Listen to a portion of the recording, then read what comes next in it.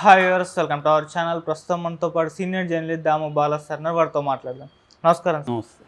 Sir, Chandrababu Naidu గారు బెంగళూరు వెళ్ళారు రహస్యంగా అని చెప్పేసి మనం కూడా ఒక టాపిక్ చేసాము, వార్తలు కూడా వచ్చాయి సార్. అయితే ఎందుకు వెళ్ళారు అన్న దానిపైన ఇప్పటికీ క్లారిటీ అయితే లేదు. కాకపోతే ఒక వర్షన్ బయటకు వచ్చింది సార్. అదంటే డీకే శివకుమార్ గారు చంద్రబాబు నాయుడు గారికి జగన్ గారికి మధ్య ఒక ఒప్పందాన్ని కుదుర్చారు. ఈ ఒప్పందం కారణంగానే చంద్రబాబు నాయుడు గారు ఇప్పటి వరకు కూడా వైసీపీ నేతలు ఎవరిపైన యాక్షన్ తీసుకోవట్లేదు అంటున్నారు. సో ఈ వార్తలు నిజముందా? మరి ఎటువంటి ఒప్పందం వీళ్ళిద్దరి మధ్య కుదిర్చారు? మీరేం చెప్తారు?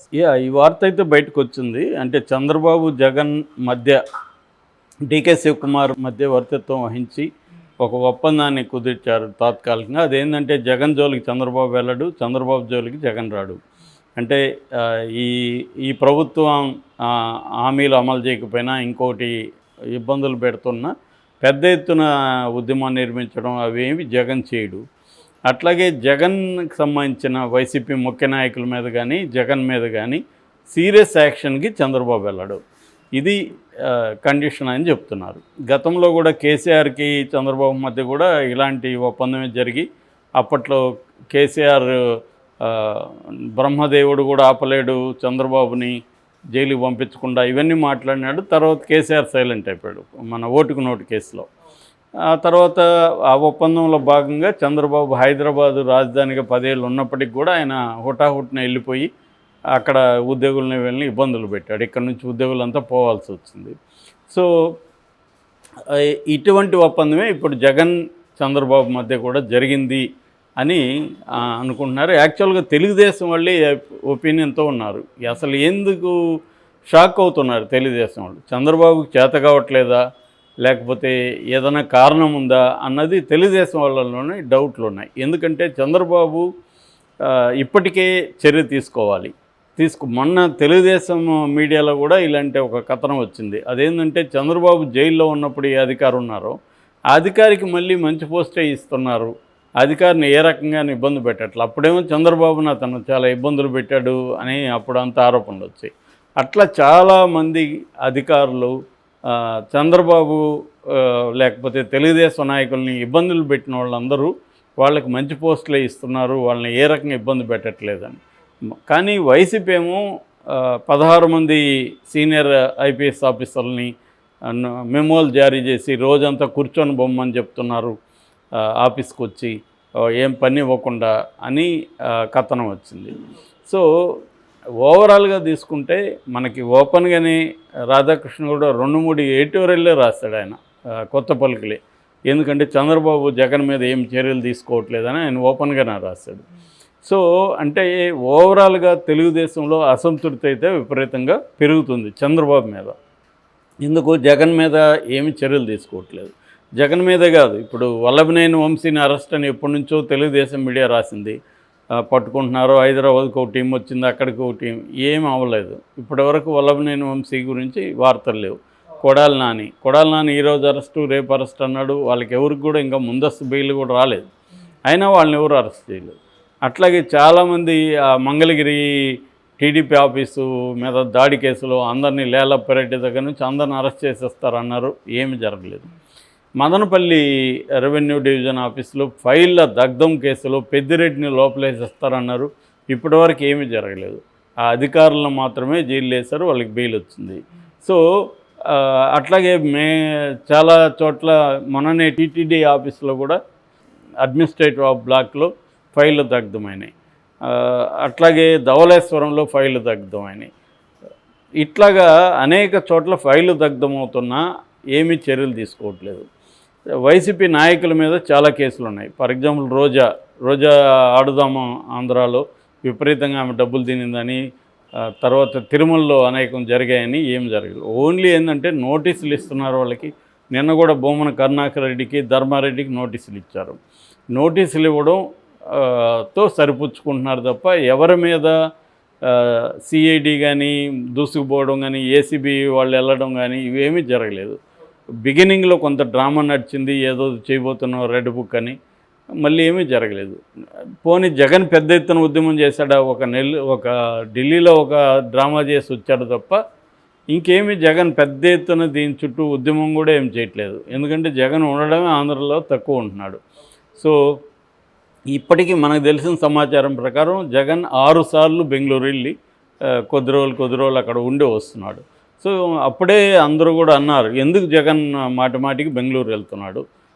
ఎందుకంటే ఇప్పుడు డీకే శివకుమార్తో చర్చల కోసం అన్నిసార్లు బెంగళూరు వెళ్ళాలా, ఓపెన్గానే మళ్ళీ ఒక పక్క కాంగ్రెస్ను విమర్శిస్తున్నారు. ఇక బీజేపీతో చర్చలకి బెంగళూరుకి సంబంధం లేదు. సో మరి ఎందుకు బెంగళూరు వెళ్తున్నట్టు. సో ఈ నేపథ్యంలో చంద్రబాబు కూడా రహస్యంగా బెంగళూరు వెళ్ళి ప్రత్యేక ఫ్లైట్లో అక్కడ 2 అవర్స్ పైన ఉండి వచ్చాడనే వార్త గుప్పమంది దీన్ని వైసీపీనే రాసింది. సో ఇప్పుడు చంద్రబాబు ఎందుకు వెళ్ళాడు అనేది వాళ్ళు అఫీషియల్గా అసలు వెళ్ళాడని కూడా కన్ఫర్మ్ చేయట్లేదు. సో ఈ క్రమంలో ఇప్పుడు కొత్తగా ఒక వార్త ఏమొస్తుందంటే జగన్ చంద్రబాబు మధ్య ఒక ఒప్పందం కుదిరింది, అందుకనే చంద్రబాబు దూకుడుగా జగన్ మీదకి వెళ్ళట్లేదు, జగన్ కూడా దూకుడుగా చంద్రబాబు ప్రభుత్వం మీదకి వెళ్ళట్లేదు. సో వైసీపీ నాయకులను కూడా ఎవరికి వాళ్ళు సైలెంట్గా ఉండమని చెప్పాడు జగన్. వాళ్ళు కూడా పెద్ద ఎత్తున ఎక్కడ చంద్రబాబు ప్రభుత్వాన్ని విమర్శించడం కానీ అవి చేయట్లేదు.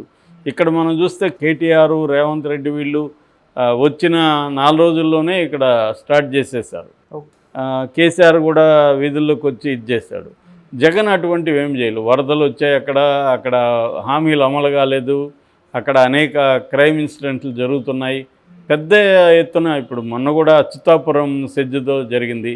ఇదే జగన్పేరులో జరిగి ఉంటే తెలుగుదేశం పెద్ద ఎత్తున దీన్ని ఫోకస్ చేసేది. మనకు పాలిమర్స్ దీంట్లో ఎట్లా చేశారో చూసాం. కానీ వైసీపీ వాళ్ళు దాని మీద ఏం పెద్దగా ఏం చేయలేదు. ఒకరోజు జగన్ వెళ్ళొచ్చాడు, అయిపోయింది.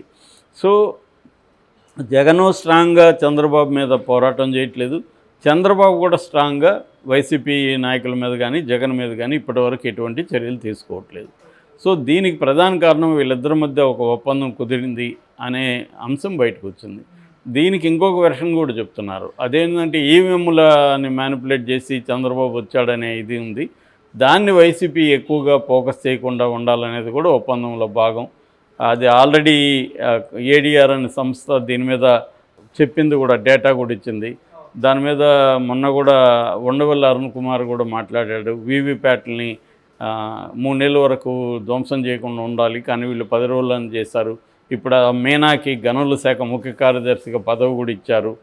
ఇలాగా వస్తున్నాయి బయటికి. కానీ వైసీపీ అప్పుడప్పుడు ఒకరిద్దరు చెప్తున్నారు, సాక్షిలో రాస్తున్నారు తప్ప దాని మీద ఒక ఉద్యమ స్థాయిలో చేయట్లేదు. అంటే సుప్రీంకోర్టులో కేసులు వేయడం, మామూలుగా అయితే చంద్రబాబు రివర్స్లో ఉండుంటే ఇప్పటికీ సుప్రీంకోర్టు వరకు చేయడము, దీని మీద పెద్ద ఉద్యమం చేయడం ఇవన్నీ చేస్తుండేవాడు. ఎందుకు జగన్ పెద్ద ఎత్తున దీని మీద కూడా చేయట్లేదు ఓపెన్గా, దాని మీద విచారణ జరిపించాలని ఇంకోటి చేయట్లేదు. సో ఇది ఎక్కడో తిరకాసుగా అనిపిస్తూ ఉంది. తెలుగుదేశం వాళ్ళని కలిస్తేనే చాలామంది ఇదే అసంతృప్తిగా ఉన్నారు, చంద్రబాబు ఏమి చర్యలు తీసుకోవట్లేదు సార్, ఏమి లేదని. అంటే తెలుగుదేశం అధినాయకుడి మీద అసంతృప్తి అనేది కనిపిస్తుంది. అట్లాగే కింది స్థాయిలో ఎమ్మెల్యేల పనితీరు మీద కూడా తెలుగుదేశం మీడియాలోనే ఓపెన్గా వస్తున్నాయి. సో ఇన్ని జరుగుతున్నా జగన్ దీన్ని పెద్ద ఎత్తున తీసుకొని ఉద్యమ స్థాయిలో చేయడం లేదు. సో ఈ ఇద్దరి వైపు నుంచి ఏదో సంథింగ్ ఈజ్ దేర్ అన్న ఒక ఫీలింగ్ అయితే వస్తుంది.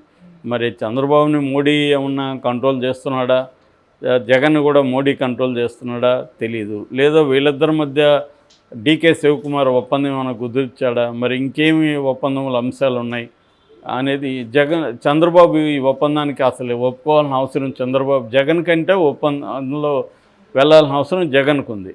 చంద్రబాబుకి ఏముంది అంటే చంద్రబాబు తన హామీలు ఇవన్నీ నెరవేర్చట్లేదు కాబట్టి ప్రజా ఉద్యమం వస్తే ఇబ్బంది అని చంద్రబాబు ఆలోచించే అవకాశం ఉంది. ఎందుకంటే ఆయనకి రేపొద్దున ఇబ్బందులు ఎక్కువ అవుతాయి, వీళ్ళ మీద కొంత చర్యలు తీసుకొని అరెస్టులు మొదలు పెడితే వాళ్ళు కూడా అగ్రెసివ్ మోడ్లోకి వచ్చి జగన్ కూడా, ఎందుకంటే తనకు కూడా 40% ఓట్ బ్యాంక్ ఉంది కాబట్టి ప్రజల్ని కదిలిస్తే చంద్రబాబుకి ఇబ్బంది అవుతుంది.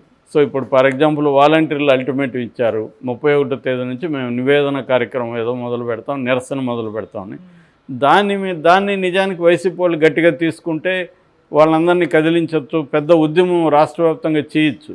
కానీ వాళ్ళేమీ ముందుకు రావట్లా. సో జగను గట్టిగా పోరాటలేదు, చంద్రబాబు కూడా గట్టిగా వాళ్ళ మీద చర్యలు తీసుకోవట్లేదు అన్న వాతావరణం అయితే ఉంది. ఇది ప్రధానంగా తెలుగుదేశంలోనే ఉంది. మరి దీనికి కారణం వాళ్ళిద్దరి మధ్య ఒప్పందం కుదిరిందా లేకపోతే వేరే కారణాలు ఉన్నాయనేది బయటికి రావాలి.